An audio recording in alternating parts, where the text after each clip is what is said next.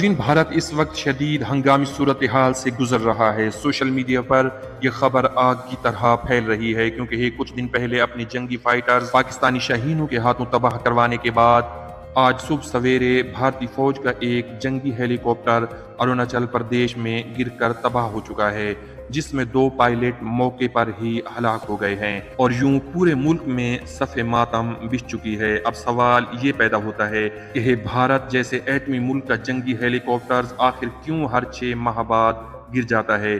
क्या ये वाकई तकनीकी खराबी होती है या फिर ये सिस्टम की वो नाकामी है जिस पर कोई बोलने को तैयार ही नहीं? हालांकि देखा जाए तो बात यहाँ सिर्फ खत्म नहीं हुई। भारत की कई रियासतों में इस वक्त मजहबी दंगे शिद्दत इख्तियार कर चुके हैं। खुसूसन मगरबी बंगाल और महाराष्ट्र में हालात इंतहाई कशीदा हैं। मुसलमानों की मसाजिद पर हमले किए जा रहे हैं, घरों को जलाना और सोशल मीडिया पर नफरत अंगेज तकारीर ने माहौल को जहर आलूद कर दिया है। अब सोचने की बात यह है कि क्या भारत के अंदर ये सब अचानक हो रहा है या फिर ये सब मुनज़्ज़म सियासत का एक हिस्सा है? जब भी इलेक्शन करीब होते हैं या तो बॉर्डर पर गोली चलती है या मुल्क के अंदर दंगे और फसादात शुरू हो जाते हैं। दर हकीकत सवाल तो ये है कि आम भारतीय किसान, मजदूर, नौजवान, इन सब का क्या कसूर है?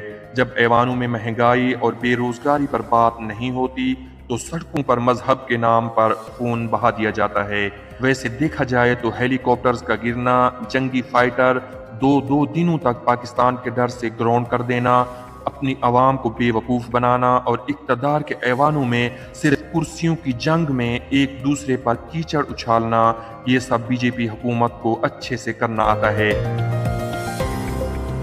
इन सब सवालों के बीच एक सवाल ये भी है, क्या भारत का आम इंसान जागेगा या ये आग सब कुछ राख कर देगी? तो प्यारे सामीन, अगर तज़किरा हो रहा है राख और आग का, तो रूस यूक्रेन जंग एक बार फिर खतरनाक मोड़ पर पहुंच चुकी है। अगर आज की ताज़ा तरीन सूरत हाल पर बात की जाए तो रूस ने यूक्रेन के कई शहरों पर मिसाइलों की बारिश कर दी है।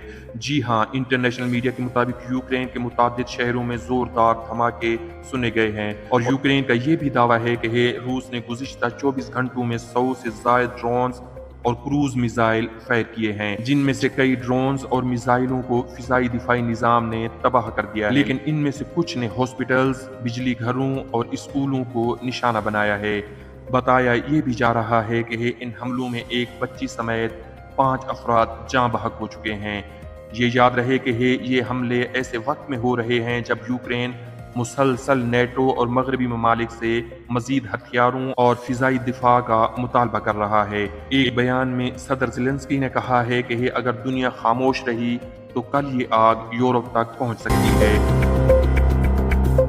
सदर ज़ेलेंस्की के बयान के तनाजुर में कुछ ही देर बाद रूस का मौक़िफ़ भी सामने आ गया है और उसमें ये वाज़े बताया गया है कि ये जवाबी कार्रवाइयाँ यूक्रेन की सरहदी दरअंदाजियों के जवाब में की जा रही हैं। मगर सवाल ये है कि ये जंग कब रुकेगी या फिर अब दुनिया एक बड़े आलमी तसादुम की तरफ बढ़ चुकी है?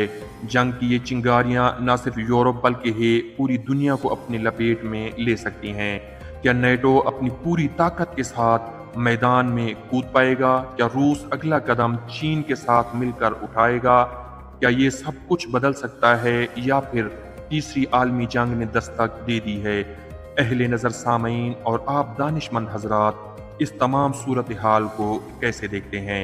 आपके कीमती तासुरात का हमें बेसब्री से इंतज़ार रहेगा।